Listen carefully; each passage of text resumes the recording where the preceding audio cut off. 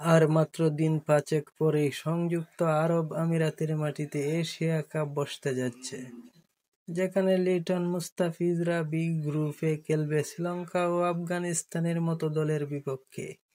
তার আগে নিজেদের সর্বশেষ 3টি টি-20 সিরিজ জিতে টাইগাররা বেশ ভালো আত্মবিশ্বাস সঞ্চার করেছে। আগামী 9 সেপ্টেম্বর সংযুক্ত আরব আমিরাতের পর্দায় উঠবে এবারের এশিয়া কাপ ক্রিকেট টুর্নামেন্টের 8 দলের এই আসরে। এ গ্রুপে রয়েছে ভারত, পাকিস্তান, ওমান ও স্বাগতিক আরব আমিরাত।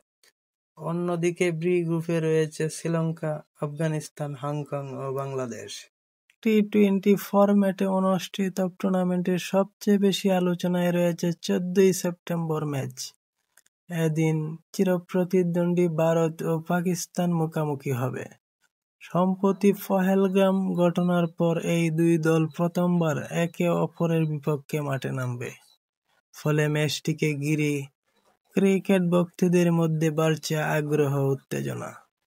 এশিয়া কাপের জন্য টিকিট বিক্রি শুরু করেছে Asian cricket council ACC.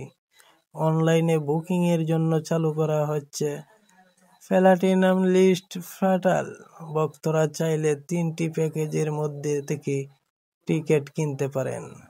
Package 1, group এর সব ম্যাচ ভারত, পাকিস্তান, ওমান ও আরব আমিরাত। সর্বনিম্ন টিকিট মূল্য 475 দিরহাম, প্রায় 15,700 টাকা।